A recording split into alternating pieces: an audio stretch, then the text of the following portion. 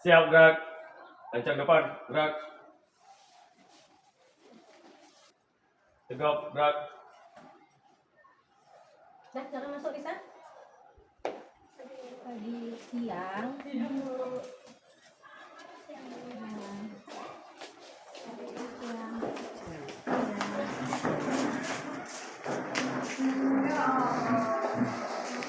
Assalamualaikum warahmatullahi wabarakatuh.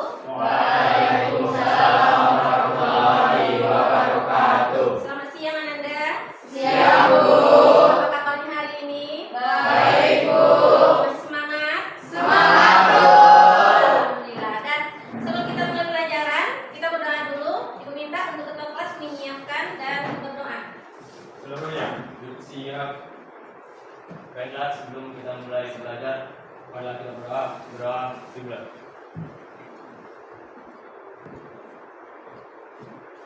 Berdoa selesai. Beri salam kepada yang dulu. Assalamualaikum warahmatullahi wabarakatuh. Waalaikumsalam warahmatullahi wabarakatuh. Semuanya hadir? Hadir, Bu. Hadir? Hadir. Nah, sebelum kita belajar, ya, coba Ananda persiapkan dulu semuanya. Apakah sudah lengkap alat-alatnya, HP-nya, kemudian juga kerapian pakaiannya, atau ada sampah di bawah mejanya mungkin yang harus diambil? Silakan membersihkannya. Sudah?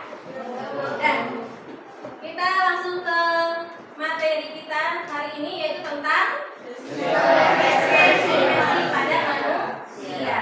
Dan untuk mengulang kembali pelajaran yang kita bahas minggu lalu, tentang apa minggu lalu kita bahas? Sistem pernapasan pada manusia. Dan lihat gambar di depan.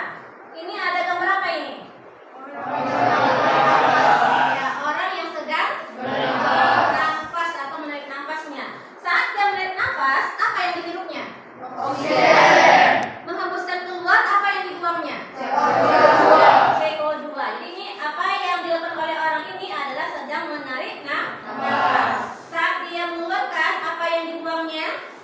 Karbon dioksida atau CO2. Jadi materi minggu lalu itu ada kaitannya dengan materi kita hari ini. Kenapa ada kaitannya? Supaya tahu. Karena ini berkaitan dengan sistem ekspresi. Apa organ yang digunakannya? Paru-paru. Apa yang dibuangnya? CO2. Ya, CO2 ya. Jadi ada kaitannya ya. Nah, lihat gambar yang kedua lagi. Ini ada seorang anak. Apa yang dirasakan oleh anak pada gambar tersebut? Menahan buang air kecil. Apakah kalian juga merasakan ketika banyak minum air lebih sering buang air kecil? Ya. Apa yang dibuang saat buang air kecil? Urin. Urin, ya, atau air pipis. Ya, itu yang kita buang saat kita buang air kecil. Dan selanjutnya tujuan pembelajaran kita pada hari ini, silakan baca Sofi yang pertama. 1. Peserta didik dapat menganalisis struktur dan fungsi sistem organ ekspresi dengan benar. Yang kedua, Brian. Peserta didik dapat menganalisis kelainan atau gangguan pada sistem organ ekskresi dengan benar. Yang ketiga, Vino. 3. Peserta didik dapat menganalisis upaya menjaga kesehatan sistem organ ekspresi dengan benar. Nah, jadi ini tujuan pembelajaran hari ini. Yang pertama, kamu mengetahui struktur dan fungsi dari organ ekspresi. Yang kedua, mengetahui menganalisis kelainan dan gangguan penyakitnya.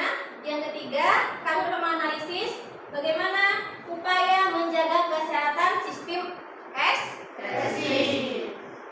Lanjut.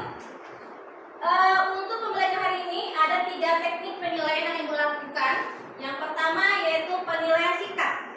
Penilaian sikap ini Ibu ambil dari diskusi kelompok kamu nanti. Itu ada religiusnya, ada keaktifan kamu, ada berpikir kritis, dan ada disiplin di sana.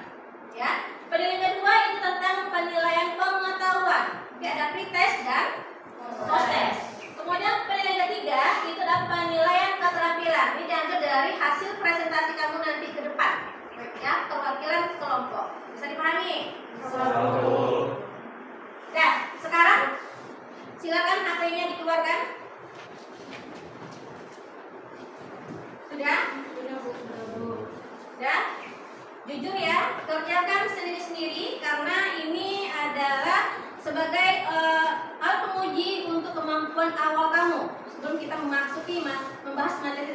tim ekspresi. Nah, silakan dibuka di grup link pretest. Di grup yang kita buat link pretest, grup kelas kita.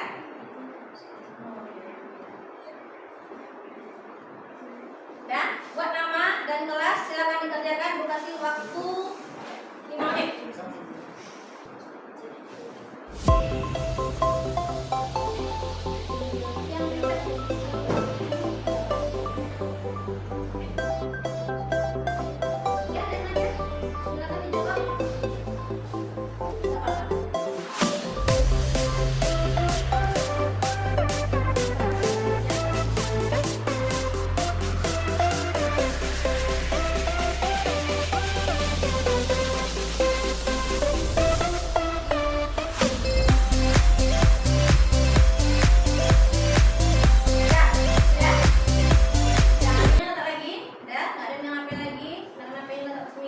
Kita lanjut. Nah, alur pembelajaran kita hari ini ya, yang kita lakukan setelah ini yang pertama yaitu pembentukan kelompok. Ya, jadi nanti kamu duduknya sesuai kelompok yang sudah ditentukan. Ya, tunggu instruksi dari ibu. Yang kedua, setelah berkelompok kamu melaksanakan diskusi kelompok. Yang ketiga, menyajikan hasil diskusi, itu presentasi ke depan. Yang keempat, melakukan evaluasi. Paham? Silakan ini kamu simak videonya. Ini adalah video rumusan masalahnya. Nanti kamu tentukan dari video ini rumusan masalahnya, hipotesisnya. Sementara di Kota Padang, Sumatera Barat, 7 anak diduga menderita gagal ginjal akut misterius. 6 diantaranya bahkan harus menjalani cuci darah.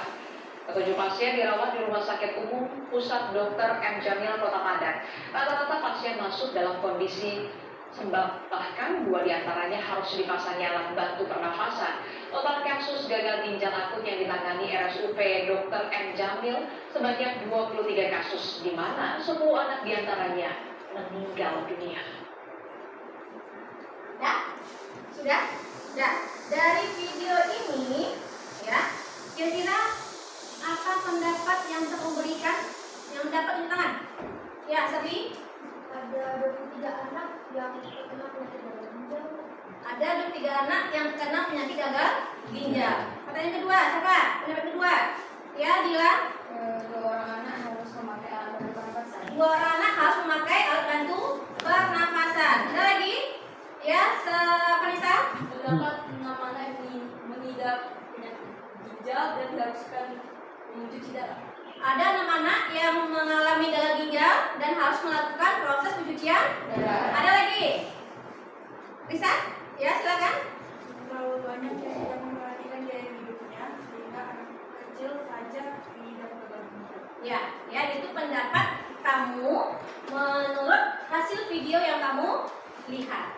Dan sekarang silakan kamu duduk berkelompok sesuai kelompok yang sudah kita bagi kemarin. Nah, silakan.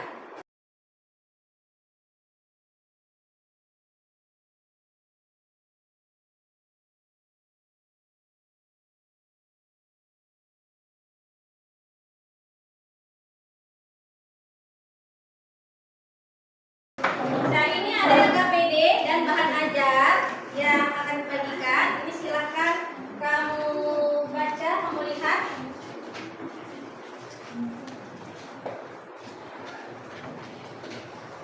Dan silakan dilihat LKPD-nya.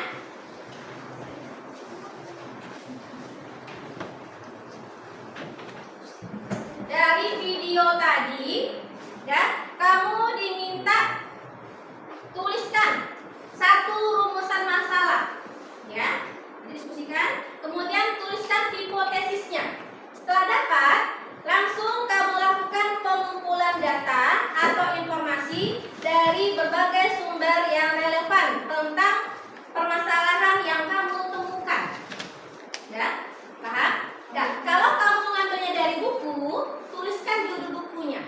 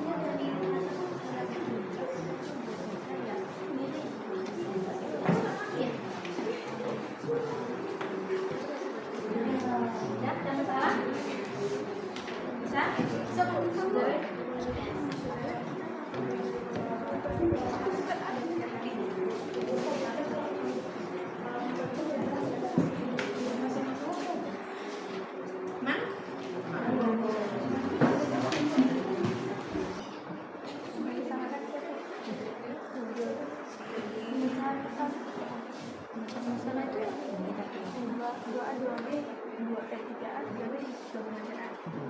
3.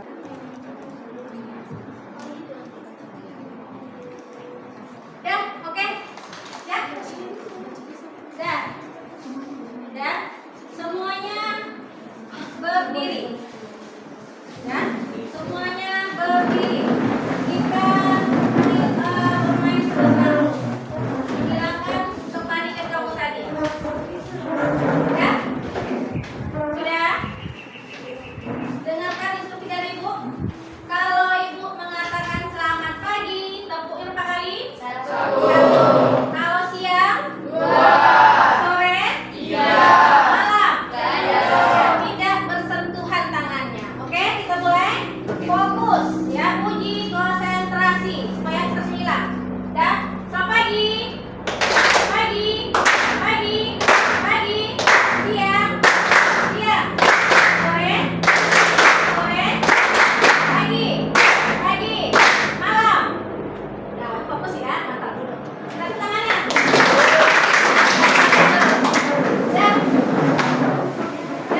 semangat lagi. Semangat. Selanjutnya, kita langsung ke presentasi lagi. Jadi kelompok persiapkan. Nanti pilih siapa yang jadi moderator, siapa yang membacakan hasil diskusinya, dan siapa yang akan menanggapi pertanyaan dari kelompok temannya. Dan yang maju dulu kelompok satu kelompok 1. Nah, silakan maju. Sini dirinya depan. Yang lain dengarkan. Baik, selamat siang semuanya. Perkenalkan kami dari kelompok 1. Saya Ujana. Saya Putri. Saya Shani sebagai moderator. Saya Shopee. Saya Hans. Nah, pada hari ini kami izin meminjam waktu kalian sebentar untuk membacakan hasil bekerja kami.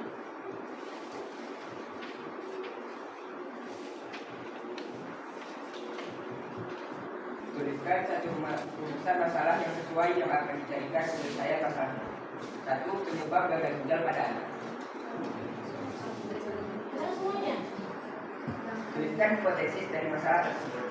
Penyebabnya adalah makanan, minuman, dan obat-obatan yang dikonsumsi.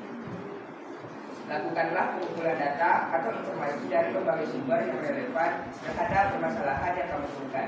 Kemudian, tuliskan informasi yang kamu dapatkan dari literatur tersebut beserta sumbernya. Udah, tolong disimak, dengarkan. Gangguan ginjal pada anak penyebabnya yaitu pada anak di bawah usia 5 tahun. Biasanya dikarenakan kelainan kongenital ginjal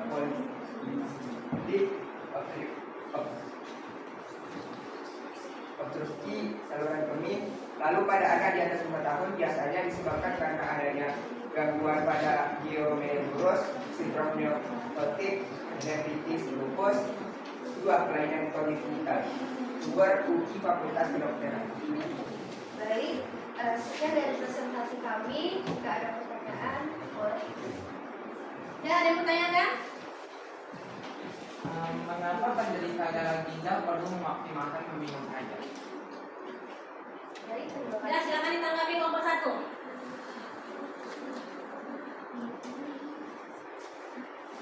Baiklah, jawabannya, air putih akan membantu proses ekskresi zat beracun pada ginjal dan dikeluarkan melalui urin. Bagaimana? Ada lagi yang menanggapi? Ada lagi? Kelompok 2? Kelompok 4? Dah beri apresiasi untuk kelompok 1. Dan selanjutnya, kelompok 2. Silakan maju ke depan. Sampaikan hasil diskusinya. Baik, Assalamualaikum warahmatullahi wabarakatuh. Waalaikumsalam warahmatullahi wabarakatuh. Selamat siang, salam sejahtera untuk kita semua. Yang terhormat kepada Ibu Rika selaku guru mapel IPA kita, dan yang saya banggakan teman-teman seperjuangan. Sebelumnya, kami berterima kasih atas Ibu Rika dan teman-teman yang mengizinkan kami kelompok 2 untuk menyampaikan hasil diskusi kami. Baik, sebelum memulai, saya pernah mendengar satu pepatah yang berbunyi, tak kenal maka tak sayang. Kalau udah kenal jangan sampai sayang. Perkenalkan, saya Risha Yaskar Ramadan selaku moderator. Saya Alkala. Saya Brian. Saya Baik, terima kasih. Tanpa memperpanjang waktu kita, langsung saja kami bacakan materi hasil diskusi kami tadi.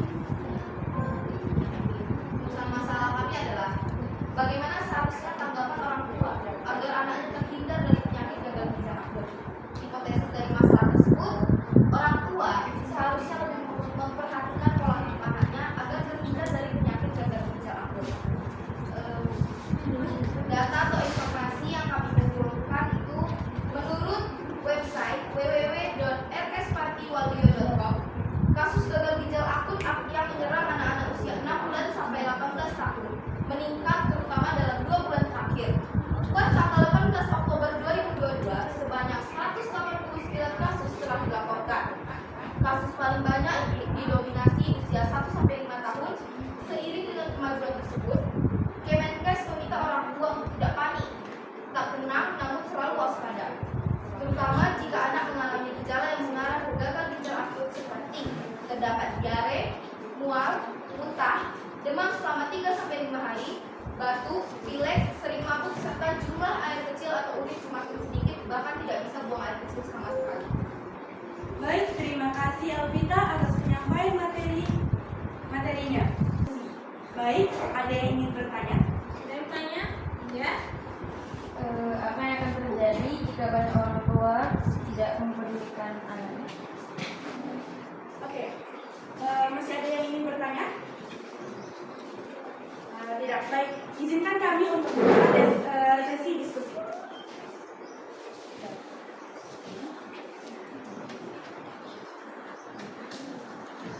Baik, kami akan menjawab pertanyaan dari kelompok 3. Jadi jawabannya adalah jika banyak orang yang tidak peduli dengan anaknya, maka akan semakin banyak kasus anak-anak yang terkena gagal ginjal akut karena pola hidupnya yang tidak diperhatikan. Gitu. Ada lagi yang menanggapi? Tidak ada. Kasih tepuk tangan untuk kelompok 2.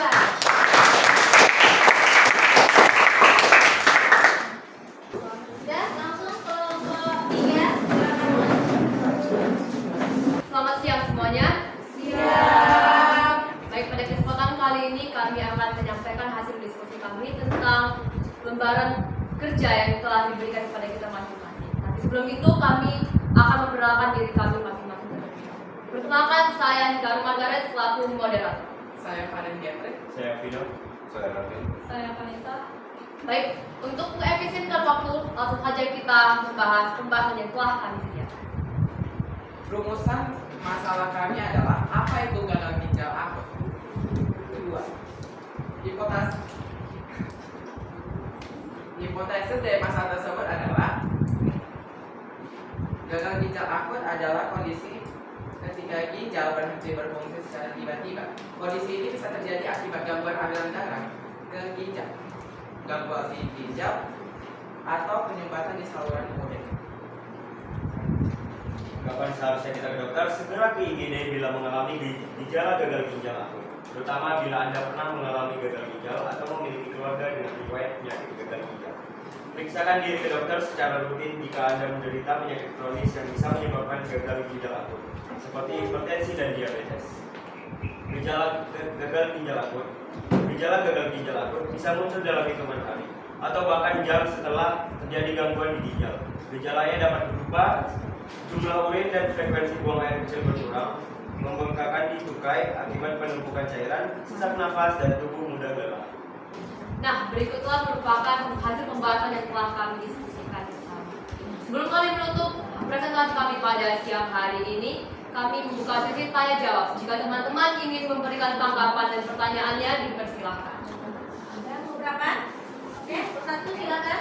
Gagal ginjal akut itu bisa sembuh atau tidak? Jawabannya bisa, dengan cara pengobatan lebih lanjut, mengatur pola hidup dan makan, pemberian obat-obatan, antibiotik suntik, dan cuci darah jika kerusakannya lebih parah. Nah, apakah teman-teman yang lain ada yang memberikan pertanyaan? Ada lagi yang menanyakan? Ya, ada. Oke. Baik, kami tutup presentasi pada pagi hari ini. Selamat siang, salam sehat, salam sejahtera. Tidak, keterangan untuk terakhir, kelompok 4, persilakan.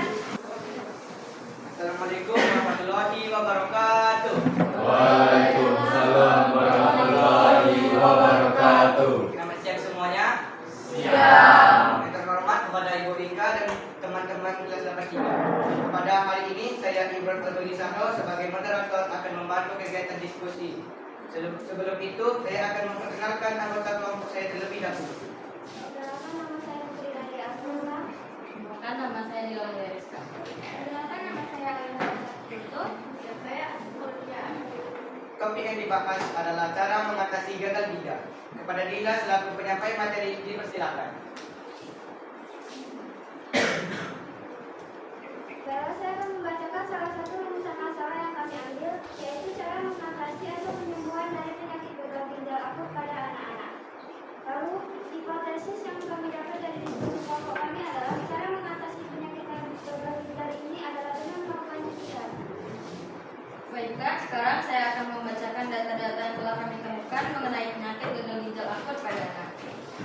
Gagal ginjal adalah penyakit yang menyerang ginjal yang rusak. Gagal ginjal banyak diderita oleh anak-anak karena faktor anak yang suka jajan sembarangan. Gagal ginjal juga bisa membawa penyakit lain seperti anemia, kelemahan tulang, penyakit jantung, hiperkalemia, dan lain-lain. Untuk mengatasi gagal ginjal, kita bisa melakukan cuci darah. Cuci darah untuk gagal ginjal bertujuan untuk tidak rajin menggantikan fungsi ginjal yang sudah mengalami kerusakan. Baik, kami buka sesi tanya jawab. Kepada setiap kelompok dipersilakan. Beberapa pertanyaan ya, oke. Kelompok 2. Apa saja makanan yang tidak boleh dimakan agar terhindar dari penyakit gagal ginjal?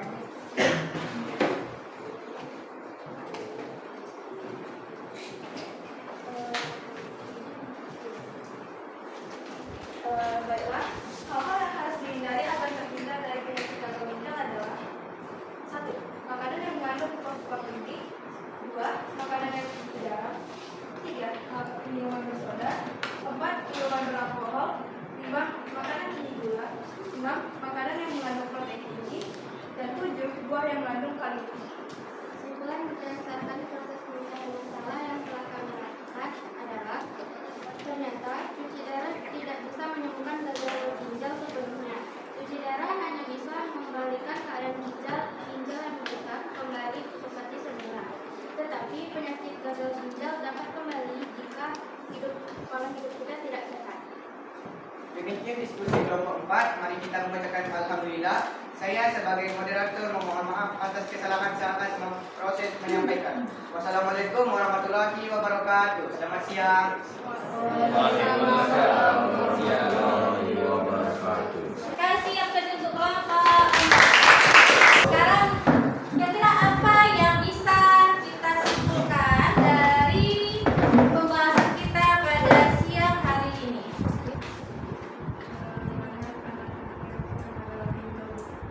Karena kan oke, yang lain?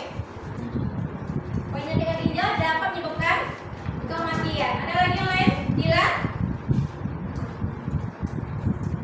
Apa yang disimpulkan? Ya? Gagal ginjal adalah penyakit yang dapat terjadi jika memiliki pola hidup yang tidak sehat dan harus dilakukan dengan cuci darah. Ya. Nah, dari 4 kelompok tadi yang tampil, kira-kira mana kelompok yang paling bagus dari segala halnya, cara penyampaiannya, kekompakannya, dan ke cara dia menjawab?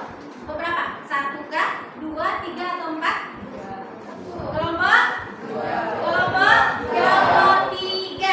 Tepuk tangan kelompok 3. Nah, jadi tolong diperhatikan, disimak ya.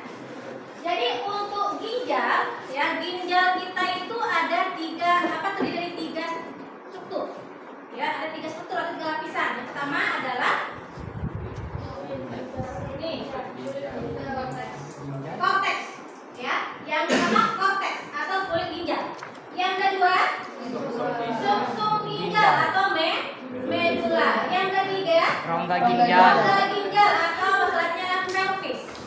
Dan ini adalah struktur dari ginjal kita. Ada korteks, ada medula, ada pelvis. Nah, kalau di gambar, yang nomor 1 ini apa ini? Korteks. Yang nomor 2? Medula. Yang nomor 3? Pelvis. Nah, pelvis atau rongga ginjal. Inilah struktur dari ginjal gagal kita. Bisa dipahami? Bisa. Dah. Silakan HP-nya diambil. Dah. Buka di grup lagi. Link post test.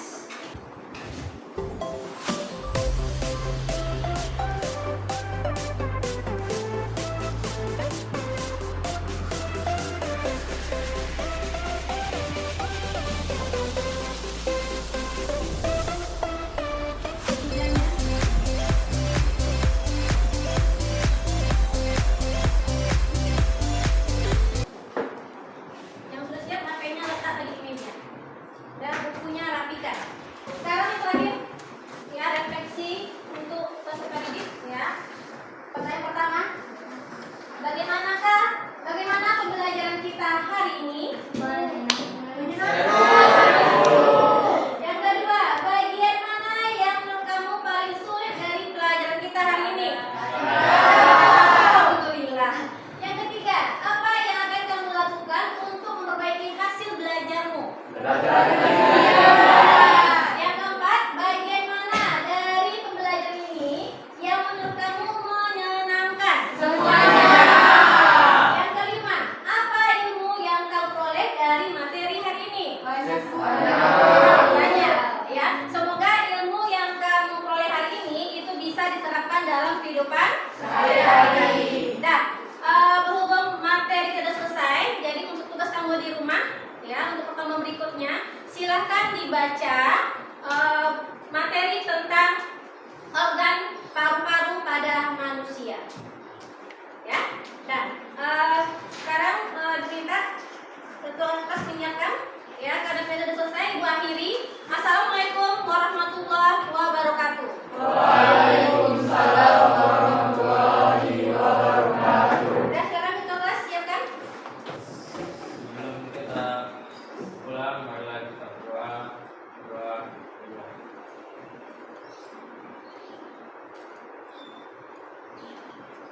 Doa selesai. Beri salam kepada guru.